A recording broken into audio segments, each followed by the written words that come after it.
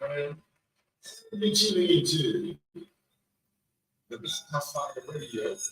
And you just want to say, boy, you're obviously Jamaican brother there, reaching out to all the masses on the African continent. And you're tuning into the Pan-African Bliss Show with your host, none other than Joby, from Monday to Friday. Thank you. And you are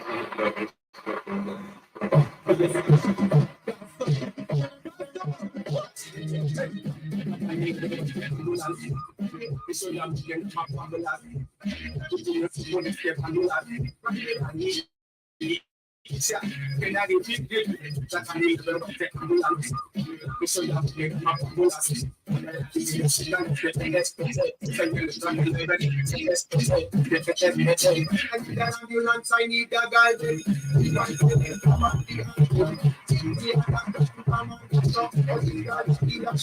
She no woman no one things they got people. We want to walk me hands on the step and stick on your ground. Please let teach me to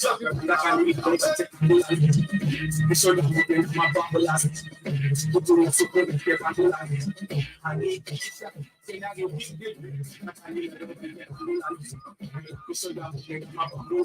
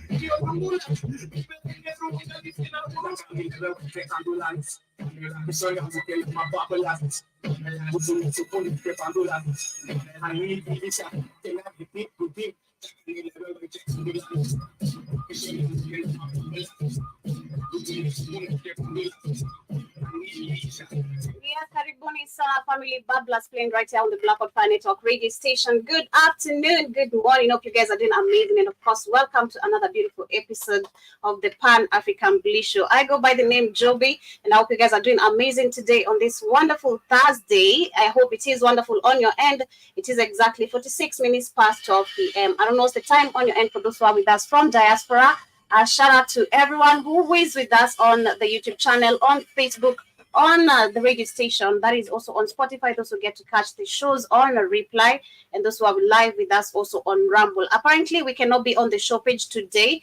Our website is being worked on. Something is happening over there, but we shall be checking and, of course, letting you guys as soon as possible what is happening. But for now, kindly, if you are on Facebook, on YouTube, Karibu Sana, smash that like button as you tune in. And, of course, welcome to today's conversation. Big up to Darktooth, Karibu Sana. Na kucheki wewe, man with the jokes always. Karibu sana, nice to see you. Shout out to also Super Tunda. Nice to see you. Good afternoon to you too as well. Shout out to also Carol Bibbs. I hope you are doing amazing. And to everyone also in the likes of those who are with us also on the radio and also on Facebook and on YouTube. Today we shall be talking about Kenya and, of course, literally the rest of the African countries. Some sort of kind of related issue, especially with the major focus of the day. We have a mineral resource that has been discovered in the 254, and this mineral resource is literally found in 6 other countries. So we shall be talking about this and, discovering rather get to tackle down what Kenya has to say about this. When you talk about mineral resources,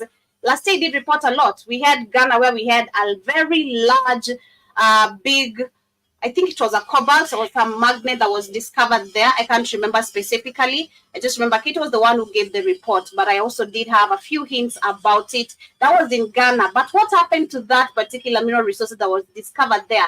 How did Ghana benefit from this? Because we're talking about where countries right now have to pay their debts with the artificial facts that were once stolen, not even once, that was stolen. That is in the 19th century by the British, all the Europeans, all the colonizers that came to Africa. But we see right now the only way, if Kenya today we become bankrupt, or we end up to a position where we can't pay our loans, like right now where we're seeing Ruto selling away our company, state-owned companies, privatizing them, which is gonna lead us to a very sticky situation, and a lot. We're gonna end up now paying with our own artificial part. It is so sad. And personally, I love discussing when it comes to these matters of the artificial part. It's really, really an amazing topic to dwell on because it takes us back to history. And personally, I've always said, for us to be able to change the future, the present, we have to go back to the history itself. So that is what we shall be talking about. I'll be coming back with much more news and updates, of course, with what the artifact is coming from. This is coming from Ghana, where we can see that the UK is willing to give back Ghana some looted, crown jewelries and a couple more of, jewelries that they did steal in Ghana. And of course, this is a form of them paying back the loan. We want to break that down because this is super, super crazy to see where Africa is headed. And also we shall be talking about where African presidents have also failed to ensure that we're not going to get any health facilities or any better health facilities that can literally be able to cure all the diseases right here in the continent. I'm talking in the likes of cancer and a lot more. Why do we need to go to India? Because I was checking actually on the statistics. It seems that Australia is one of the best countries that actually is actually recognized as the most successful cancer treatment country. But I wonder why people go to all the way to India. But again, we also have Uganda. But I wonder why it doesn't work. So it's funny, especially when you talk about Uganda. And I'm gonna be amazed and amused as we tackle down that particular topic. Karibuni sana once again. Back to the music. This is by the one and only Angry Panda. And of course, it being a throwback Thursday, I'm taking you a little bit way back to some music to not listen, or some jams to not listen for a while. And I'll be coming back with the quote of the day.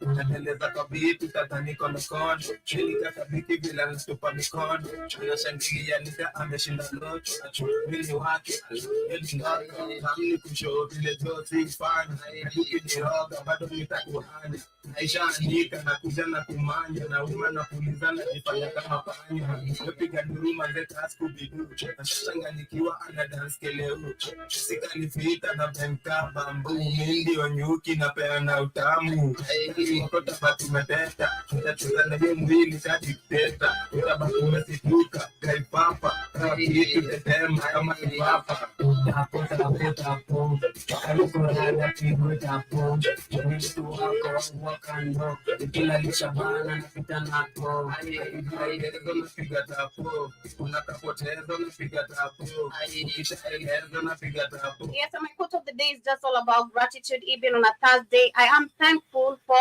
many things in my life. I'm thankful for my life. I'm thankful for my health.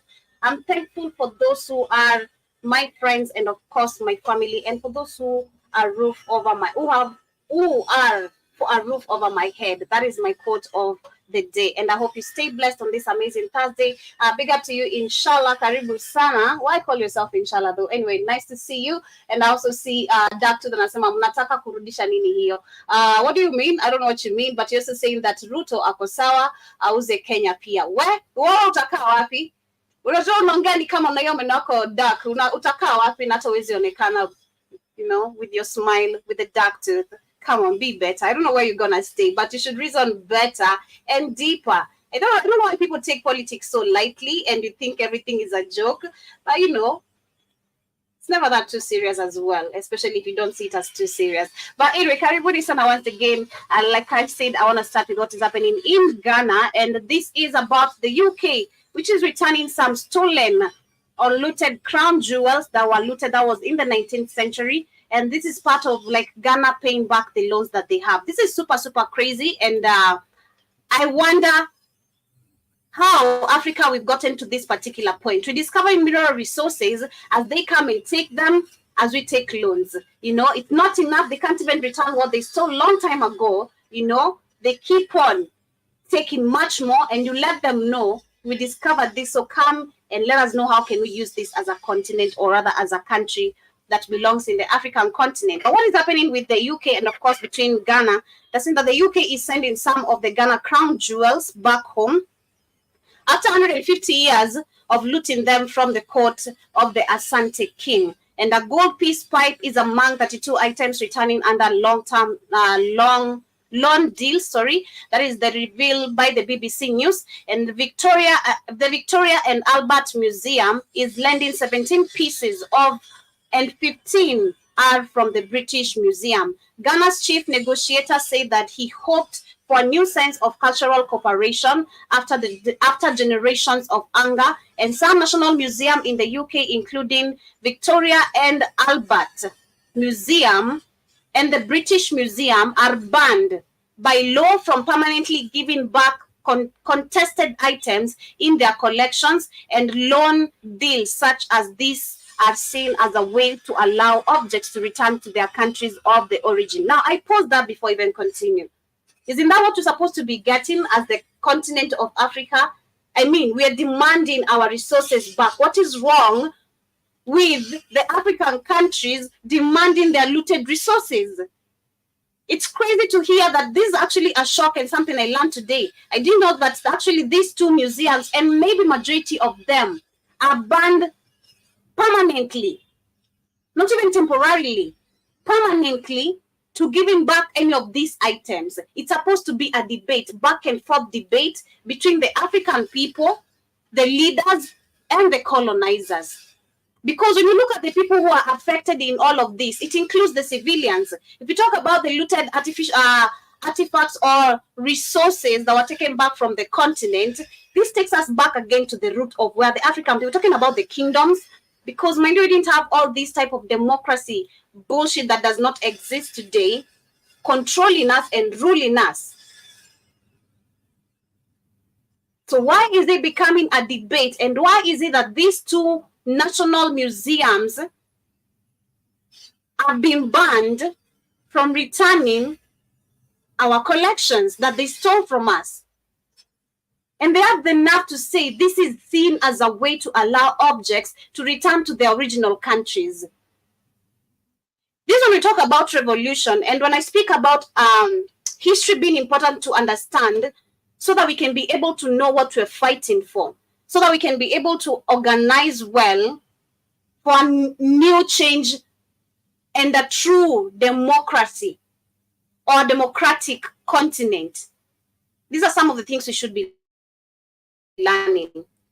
This is the same type of education that should be introduced when you're introducing the Afrocentric schools, where children should be taught. These people didn't come here as missionaries. They came here, forced us a lot of things, including religion, this backward education, and that's not even enough. They stole a lot of artifacts, a lot of artifacts, and a lot of resources. But none of this is discussed. None of this is taught in our schools today. What we're taught is that these people came as missionaries. And today, when you try to explain, or rather majority of us, when we see this kind of news on the maybe Citizen TV, on BBC, you see that Kenya or Nigeria, Ghana is fighting for the artifacts or jewelries, resources that were stolen from their kingdoms long time ago. You wonder, hey, kingdoms? We used to have kingdoms? Yes, we used to be run by kingdoms. We used to be run by kings and queens. We had African women who are leaders. We had African men who are leaders. Not what we have today. Tuachane na kina Ruto. We know it's a joke. Let's be serious. Tuachane na kina sijui Tinibu. That is a joke. Let us become serious. Oh, let the current selected Liberia, our very own grandpa. A very big joke. Can barely even construct a sentence. But we leave it at that. So it's crazy to understand. We need to understand first that the British Museum, the Victoria and Albert Museum are permanently banned from returning the stolen, looted, either artifacts or resources that were taken forcefully from the African people. It was not just taken, forcefully taken from the African people. They continue and say, but some countries laying claim to dispute artifacts, fear that loans may be used to imply they accept the UK ownership. Let me read that again. But some countries laying claim to dispute artifacts, fear the loan may be used to imply they accept the UK's ownership. That is true. And Trisam Hunt, director of the Victoria and Albert Museum, told the BBC News that the gold items of court regalia are equivalent to our own to our crown jewels, and the items to be loaned, most of which were taken during the 19th century, was between the British and the Asante Kingdom, include a sword of state, gold badges worn by officials charged with cleansing and soul of the king. Mr. Hunt said that the museum hold objects with origins in war and looting in military campaigns. We have a responsibility, let me quote what he said, objects with origins in war and looting in military campaigns. We have a responsibility to the country of origin to think about how we can share those more fairly today. We don't need to share anything. We need our resources returned back. We don't need any, let me tell you, African people, we don't need any cooperation or sharing of anything with these colonizers. They took forcefully by killing. They didn't care who, they killed. I was reading the other day the numbers of how many African people were traded or were taken by the Arab slavery trade. And it is a big number and even hidden, very, very much hidden. But I see so many of you on TikTok. Karibu sana. Shout out to tourists. Thank you so much for tuning in. Shout out to MS, if I'm pronouncing your name correctly, Black Rights. Thank you so much for following the host. And I see tourist says, hi tax, which country is this? How? Hi tax, hi. Which country are you listening from? Let me know first. And I also see we have Kabis. Thank you so much for the compliment. 254, we're also saying what's going on here. We're talking about what is happening between Ghana and the UK and majorly the African countries where we have a lot of stolen artifacts that even up to date, since the 19th century till to date, we have African countries battling to return most of these artifacts back to the African continent. It's become a debate which actually the African leaders have failed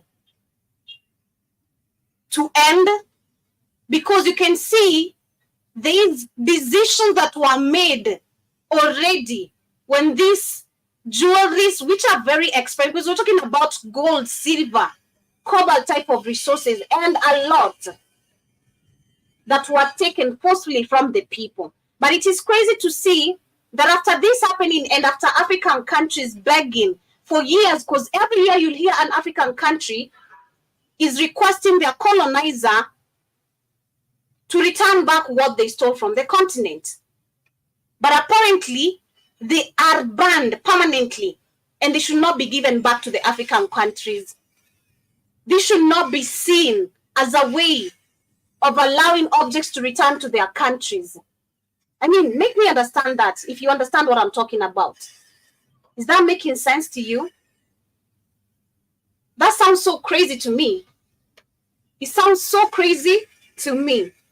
And just let me shift a little bit away from that. We'll go back to this article as we get to read down, because you know, also during the coronation of King Charles, that was last year, we saw our resources, there were most of them which are also looted from the continent of Africa being used in this part of coronation. So let me read you some of I was looking at some of the valuable resources, and I'll be reading also a fact of the Africa Stolen Arts debate, which is continuously been going on. But I realized something today about some of the stolen African artifacts and their value.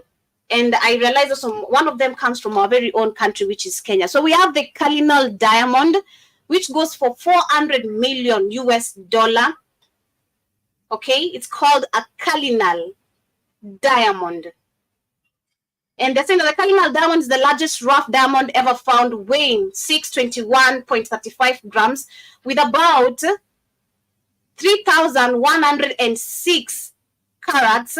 And the stone was discovered in 1905 in the Cullinan mine near Pretoria, South Africa. Pretoria, if I'm pronouncing it correctly, however you want to pronounce it. That was in South Africa. The stone is named after the chairman of the mining company, Sir Thomas Cullinan, and is worth $400 million. Why is it named after a white man? Because this sounds like a white man's name to me. But we leave it at that. The diamond was cut to consist of nine. Here are 9 large pieces of the diamond. We have there's so many, I can't read all of them, of the carats that consist the whole diamond. There's so many, but I can share the article later on WhatsApp for those who are interested to read much more, and if you are interested to know what kind of carats are in there. But we also have the Rosette stone, which is 7.2 million US dollars. The Rosette stone. And they're saying that the Rosetta, it's called the Rosetta stone. The Rosetta stone is a broken part of the bigger ancient Egyptian stone, bearing inscriptions in several languages and scripts. Listen very carefully. The written stone is an official decree, pledging loyalty to the king, and is said to have helped scholars decipher ancient Egyptian hieroglyphs, if I'm pronouncing that correctly. This is some interesting, really, story, and I should go deeper than this because words are heavy, terms are heavy. It was discovered by a Frenchman named Bouchard. That was in 1799. After the 1801 French surrender to the British at Alexandria in Egypt. It passed into British hands and is now in the British Museum in London. It is estimated to be worth 7.2 million in today's market. We also have the Tsavo lions. Oh, the Tsavo lions. From where? Kenya. The Tsavo lions were a pair of man-eating lions that tormented the Tsavo region in Kenya. And they were responsible for the death of Tsavo natives, mainly workers employed at the construction of the Kenyan-Ugandan Railway in 1898. They were killed later that same year and were subsequently purchased by the Field Museum of Natural History in 1924, where they remain till date. The reconstructed Tsavo lions are worth 3.5 million in today's market, with prices expected to rise in the next coming years. So what we're understanding so far, before I even continue the rest of the most valuable resources that were looted from the continent of Africa, is that we know these people have been making a lot of money. Because if I can remember, it was just so recently, I think it was in Zimbabwe, where we had someone's wife arrested. No, was it in Zimbabwe or was it in Niger? I can't remember, but we had one of this white woman who's I think it was Bonzoum's wife, if I can remember. I'm not sure, but if you can remember, just remind me on the chat. We had Bonzoum's wife who was arrested because of stealing diamonds. This has been for centuries. Diamonds. But Africans, and these are officials, we're talking about a wife of an official in the African continent, where a majority are in poverty today. Because we know Zimbabwe is not what Robert Mugabe was fighting for it to be. When we had Robert Mugabe as a president, is not what it is today. It is completely something different. Completely something different. They're still doing it. I love the fact you understand. Shout out to user 61. Yes, that is true. They're still doing it. And that's why I'm so amazed how the topics today lined up, because We have mineral resources being discovered, which of course we allow them to come. We don't control the media. And of course, we want to be seen as the shining country. That is the African mentality, I bet. Especially with these puppets who have no skills of leadership. You know, they want to shine. The country must be on the map. Or Kenya just discovered something. Instead of now hiding this gem, finding a way how you can secure your loans, you're about to give all of this to a white man. Because that's what has been happening in DRC Congo. But so far, so good. We understand that these people have been stealing, or rather they looted a lot of expensive resources and which they are making money from even to date. You can hear from the Savo Lions, which is now $3.5 million, is expected to be rising in the next coming years. Super crazy. We have the Bangawa Queen. That is another resource. The Bangawa Queen is an artifact indigenous to the Bangawa people of Cameroon. It was taken as a part of collection by German colonizers led by the German agent. I can't read his name. That was in 1899. The artifact is said to be spiritual importance for its people, with female sculpture representing a physical manifestation of the power and health of Bangawa people. The artifact is currently in France and is valued at $3.4 million US. Let me tell you, these people even have no goddamn clue of what they took. And I think I've discussed this before as a whole topic. And I enjoy doing it again and again because it is interesting. Takes you back to history again. It is amazing learning all this, because I didn't know all this that I just learned today. I didn't know about the Cardinal diamond, which is worth $400 million that was discovered in South Africa. I don't know even majority of us if even you knew about the Cardinal diamond. We also have the Rosetta Stone, like I said, $7.2 million. That was discovered in Egypt. The Savo Lions that were killed in Kenya. Now the Bangawa in Cameroon. This is something I never even knew. And I'm not nowhere. And I'm not capping. Unless I just go back to the history books that we had. I have to go page by page, which are very few. And check where we were told about the Bangawa Queen resource or artifact. Nowhere. So this is something important that we should be learning, especially as African people. And it is more interesting when you come to discover, and this is why we need to go back to the spiritual tapping and ways of connecting with the universe, so that we can be able, as much as you're asking, because if I am to ask even majority of these leaders of Africa today, why are you going after these artifacts? Do you understand the value of this artifact? And I'm not talking about the money value. I'm talking about the spiritual value, which is now described here. Because I discussed this some time back. It is very well debated, very well. I don't know where, like I said, I don't know where I got that knowledge, but I just have it in my head, where I know our artifacts were used for healing. I've not practiced it. I don't know. I've not used any method. But I just know it. The knowledge is in my head. They say I'm an old soul, so it must be. The knowledge I came back with. There are so many, even the wooden ones, not just the gold and the silver ones, even the wooden artifacts. To date, if you go to the true African cultures and traditions, and I'm not talking about these Bacchic mythical traditions, I'm talking about true African culture and tradition. Well, like I was describing the other time, when these South African women who are talking about the herbs, before they use the herbs, they have to be in tune with their ancestors. That is through the dream, for them to tap in to the information that they're supposed to apply in the current world. Get me? It's really, really deep. And I really enjoy these topics, trust me. It's really, really deep.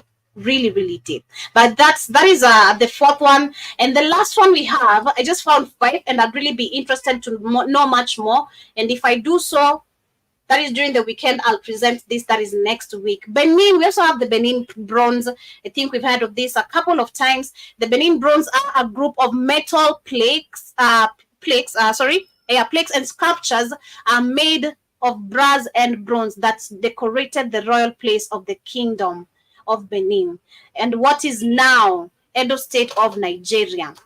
Okay, these pieces were looted by British colonial forces and traded across different parts in Europe. Some of these artifacts are currently in the possession of the British Museum and are valued to be $2.7 million.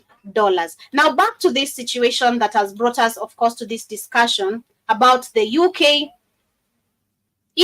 returning some of the objects in terms of Ghana paying the loan, and which is also actually a taboo because, mind you, we have the Victoria and the Albert Museum and the British, which have permanently banned this.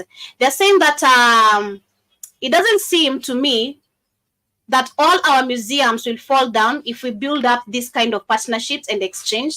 However, Mr. Hunt insisted that new cultural partnership is not restitution by the back door. That is true, meaning it is not a way to return permanent ownership back to Ghana. And I agree.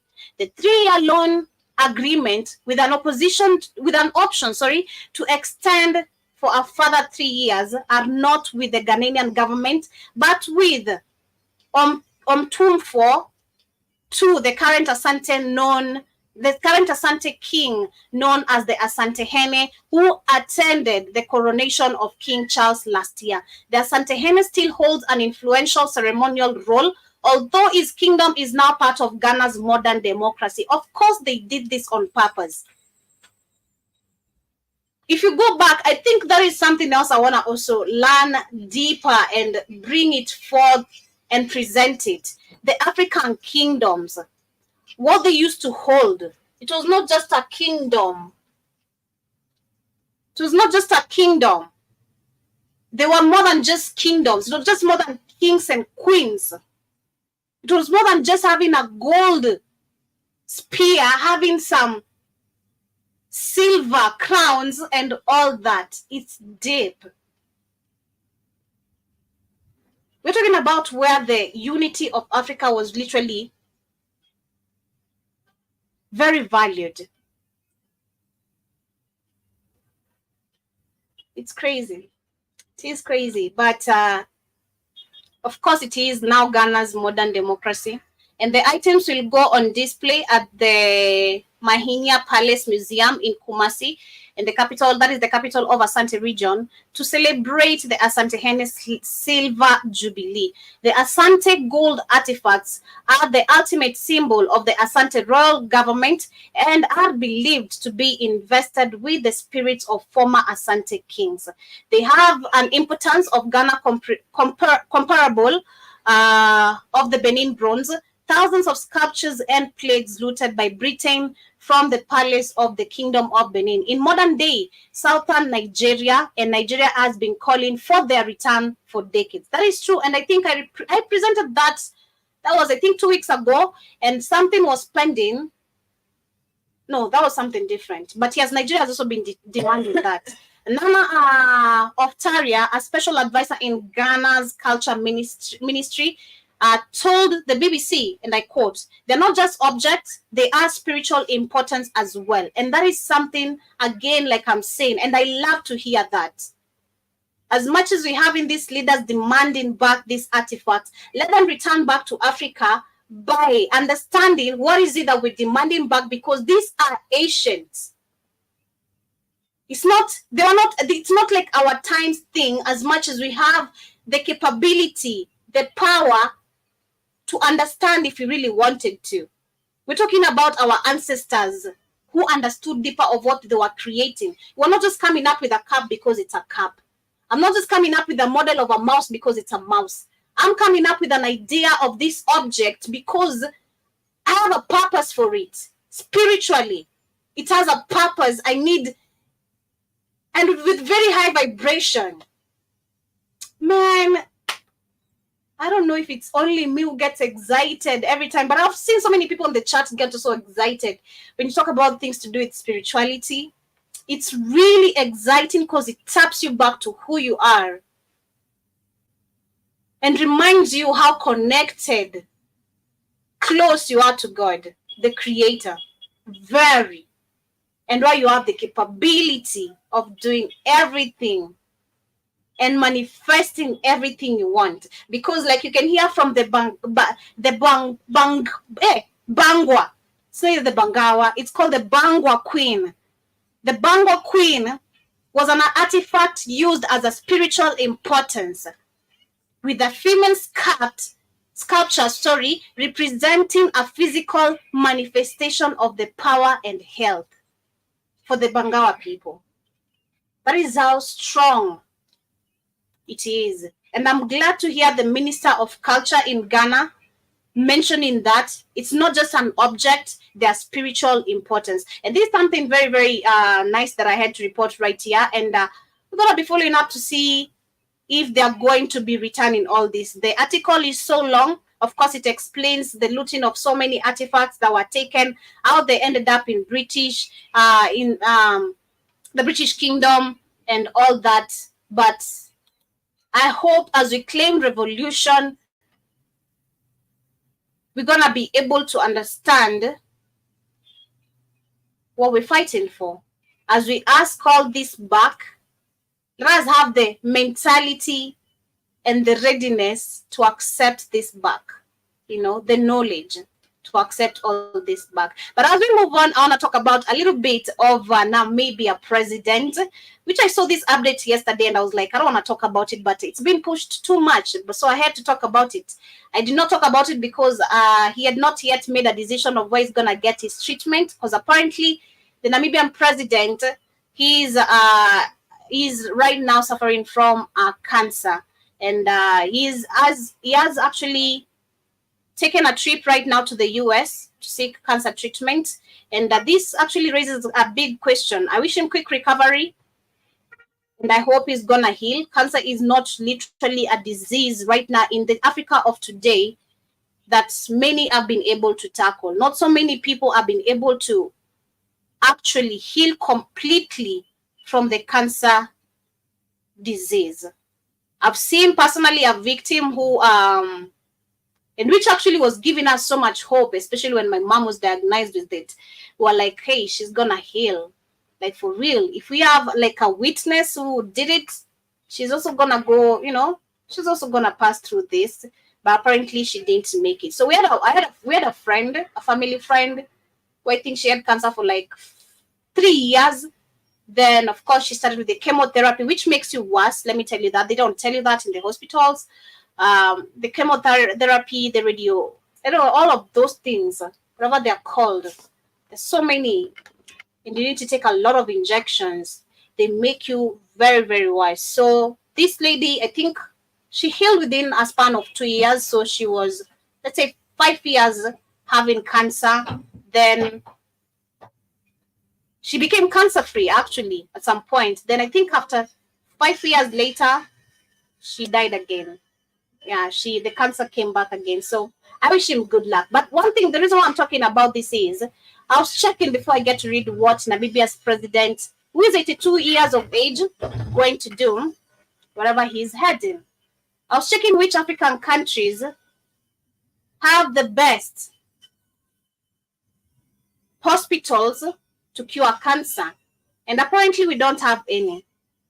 They're saying, however, the Ugandan Cancer Institute, I didn't know Uganda did have a cancer institute. Jomo Mosquito Karibu Sana, did you know Uganda had a cancer institute? I didn't know Uganda had a cancer institute that was developed and found in 1967.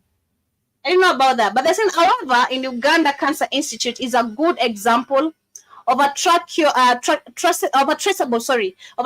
systematic development of research inspired cancer care in Africa. Established as a cancer research center in 1967, the Uganda Cancer Institute later grew into a care and training center offering comprehensive services for the country and the region. And what has improved so far? Anything in Uganda, I've not seen any improvement. I've not seen any. This takes me back again to just what I discussed. As Africans, we had modern ways of living. We had natural ways of healing ourselves. We had natural herbs of curing us. But today, we have to depend on the synthetic drugs which are making our situations much worse to heal us. I'll go back again and I'll share the video if you're interested. For those who are interested, let me know. I'll share the link of that channel where we have these South African ladies who are teaching you different types of herbs. And they're not just teaching you. These people are intuited with the ancestors. I just mentioned that a few minutes ago. Very highly intuited with the ancestors, where before, if you come as John Mosquito, I have Homa, I have a flu, I'm not just going to give you any synthetic drugs or any herb because I know which drug is supposed to help you. I'm going to have to go meditate about it.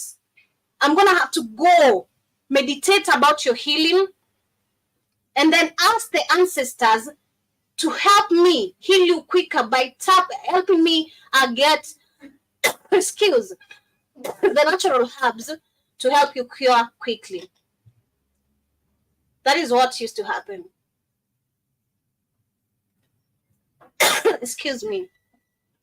But today, it's crazy to see this kind of decision making where we're seeing leaders now rushing to India, to UK, to the US to seek better medication is because they have not funded and they won't even help. And which also the white supremacy fought so hard, us using the traditional methods of cure. They fought that system so bad. History is there. There's an article Keith made me read one day. It breaks it down, how they broke down the system to ensure that the only drugs that are available, which is a money-making system, are the synthetic drugs. It's crazy. It is super, super crazy. But the Namibian president, Haimbo, I can't even read his name. He has a very tough name. He's 82 years of age. He's flying to the US to receive specialized medical treatment for cancer. And it comes less than a week after his office said that the medical test revealed that he had cancerous cells. The 82-year-old would receive novel therapy in the US for a week. Wow. I mean, a whole novel therapy, I mean, don't we all need that? Don't we all need just nurses who are giving us novel therapies before you get to a treatment? But anyway, yeah, so the 82-year-old will receive novel therapy in the US for a week before returning to continue with his treatment in Namibia. And his office added, the vice president, who goes by the name Mumba, will be acting president during his absence. Concerns about Mr. Hage's health have been growing, and with reports saying that he admitted last year that he had become frail. And I quote what they're saying, that you see how I'm standing here, it means I'm tired and I'm not feeling well. That was one of the things he had to say. And Mr. Hage is due to step down at the end of his 2 terms later this year. And in a statement made on Tuesday, the vice president of the governing said, whatever, and all that. So the president's office said that it will return from the US, that is on 2nd of February, and 95% of the treatment for the cancerous cells would be carried out in Namibia. Last week, it said that the doctors had done colonoscopy. I don't know what's that, and gastroscopy on the president, and this followed a biopsy which revealed he has cancer. It is crazy, but again, we blame them, okay? It won't hit you until you are affected. That is what I tell these leaders. You don't care about the people until you are affected. Until the majority of you die because of these cancer diseases, which is you promoting them because of the things you are feeding the people in the continent. You've allowed genetically modified food to be supplied in the continent. Like, it's not a big deal. Shout out to Kenya. Yeah. You've allowed a lot to happen, like it's not even a damn thing. And until it happens to you, this one, I think Africa, but they don't. They have the money, of course, to go outside. So we suffer the most. We suffer the most. We don't have the money. They do have the money, which they're stealing from us. So it is super, super crazy. What I'd say, like I said, I didn't know Uganda had a cancer institute, a cancer care institute. And it has been operating since 1967, which we've seen what it turned into. And I believe Africa needs more than just a cancer care institute. We need development, true development. We have nurses, we have doctors. Instead of taking our doctors to Cuba again, which made me so mad, and bringing Cuban doctors here and giving them so much money, train our people. Let them get the knowledge on how they can tackle this. Start actually and invest high on modern medication. Find these elderly women and men who can still tap highly into this kind of herbs that can help us get cured easily. Invest on that. Let the market grow. But I believe it's going to be hard until all of us realize what we're dealing with. That is just how simple I'll leave it, because the blame always comes back to the African people. The blame comes back to the African people. Shout out to John Mosquito. Good rising to you too. Nice to see you. Shout out to Zakari. Thank you so much for following the host. Shout out to Kings. You are saying,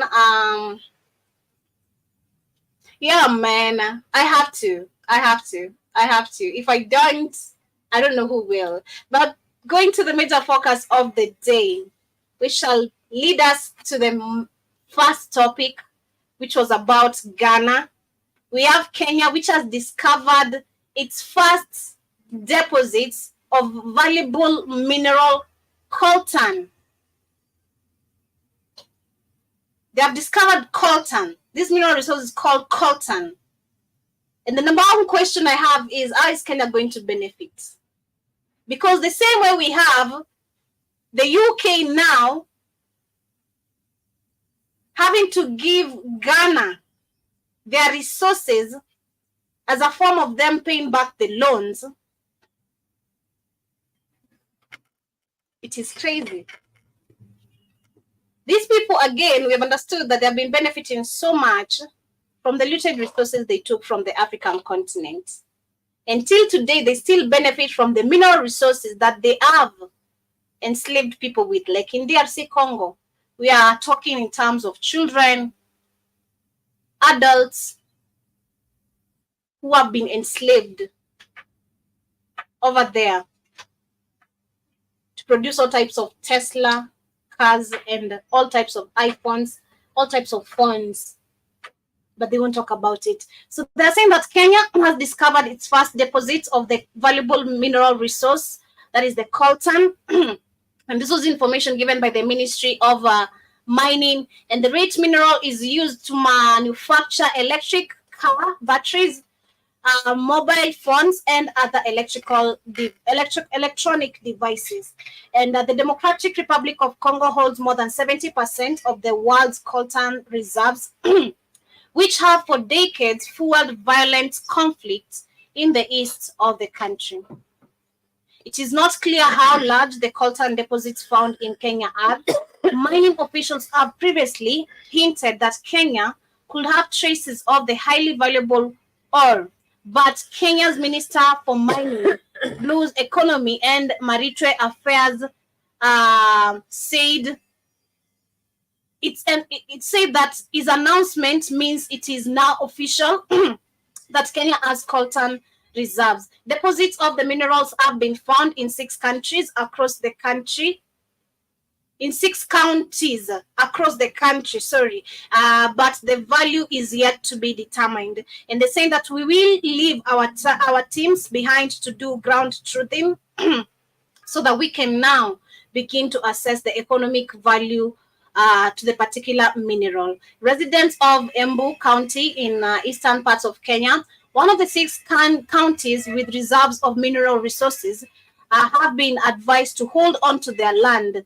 And of course, there's a time I reported about the Embu County where we saw the residents fighting the government and some Muzungu company that went and built a manufacturing industry over there, no, a manufacturing company, and they've been also digging these resources. By evacuating the people, displacing the people, they don't care. They have complained to the governor, the senator of Embu County, but these Muzungus are being given a free pass to do what they want. So the question comes in, as much as we've now been told that there are 6 counties which have these mineral resources, are Kenyans going to benefit from this? Or is it already in the hands of our colonizers or the beneficiaries? Because that's just the truth. This is something I reported some time back. The Embu County people have been highly fighting the system because of allowing the digging, the destroying of the land because of looking for this coltan resource. And they didn't stop. They have done it for the last 6 years. Till now, they have managed to go to the roots of where the resources are. Do you know what we are about? Do you know what literally we're talking about right now? These people are about to come to Kenya. You're just talking about 6 counties. 6 goddamn counties. This is about to be DRC Congo right now. If we're not careful. And mind you're talking about these mining centers where we've seen so many of them collapsing, people dying, and nobody's going to be ever held accountable. And they call them illegal miners. While they say they have left their team, well, if anything happens to the team, they're going to say these are illegal miners who are found there. These people are not even skilled for this job. Of course, not protecting even your own employee. Make that make sense? It's crazy. So I don't see how Kenya is going to benefit from this. That is just as for me. Because already they're talking about the value, which is monetary value. And being a very indebted country, and where we are literally asking the IMF money left, right, and center. You think the IMF, the World Bank, and the people who we know control the system, who fund us by loans, are going to allow us to enjoy these monetary values of these resources? Of course, hell not. So shout out to Kenya. It's a good thing to discover how much of the resources and how blessed we are as a continent, as a country. Because as a continent, we are blessed. As a country as well. So many African countries are blessed with a lot. And we can go deeper and deeper and deeper. Last year, again, I gave reports of where we had, I can't remember the name. I think it was still the coltan. I'm not sure. Because DRC has 70% of it. But there was a new mineral resource that was discovered last year in DRC Congo. I was trying to check on the articles, but I couldn't find it. And then I went deeper and we saw there are so many undiscussed mineral resources that we even barely know the names. Barely. So many. And it is sad. So let the math to us, because the officials won't do the math thing for us. It is up to us to understand we're dealing with a very corrupt system. Historically, we need to understand how we lost control of all this. As much as you see in the news telling you, oh, 1, 2, you think that is positive. How is it positive to you as a citizen? That is one thing you're always going to ask yourself. Because at the end of the day, however this is going to benefit the country, you'll be the least of the beneficiaries, if there's such a term. But anyway, I'm coming to the end of today's show. That has been my conversation of the day. And if you just combine that and the first topic of where we're seeing Ghana, Nigeria fighting for their resources to be returned back in the continent, is the same thing. You're going to give away this coltan, gold, silver, cobalt to these Europeans, but all you're ever going to get is loans with poor infrastructures in it. Much love. Thank you so much to everyone who has been with me on TikTok, on the radio station, and of course to all my amazing silent listeners also on the YouTube channel. I appreciate you guys so much. See you guys later on the Black Kings frequency. as you get to catch up with our amazing conversation. Shout out to Mzai. Thank you so much for following us. Shout out to John Mosquito. Shout out to Obosh. Shout out to the Smile Station. Hope you have had an amazing time here with me. Nonetheless, see you guys later. Have yourselves a beautiful day. Remember, later tonight we shall be on the Culture Show. And of course, Kamlesh being the DJ with the ones and twos tuning. Windy Springs Water Refill Station. Quench your thirst the sustainable way with Windy Springs Water Refill Station. Are you in search of pure, refreshing drinking water that's both convenient and affordable? Look no further than Windy Springs Water. You gotta go to destination for premium purified drinking water. Call 0742-143869 to stay hydrated.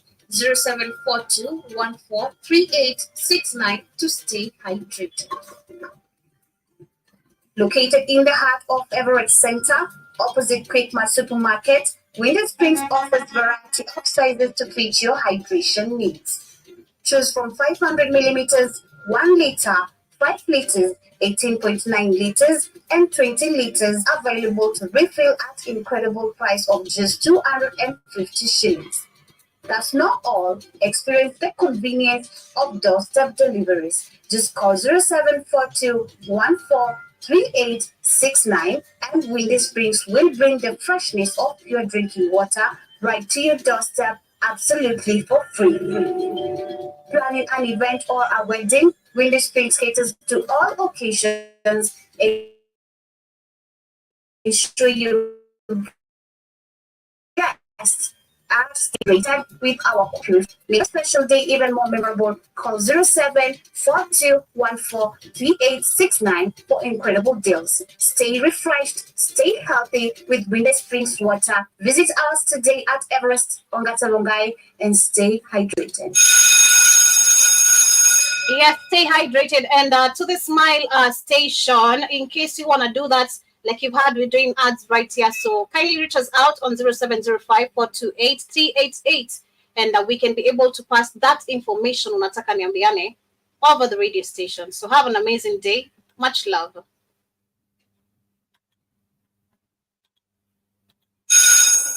Greetings to the station's messages and Robinson all the way in Switzerland. You're tuning into the Black Radio.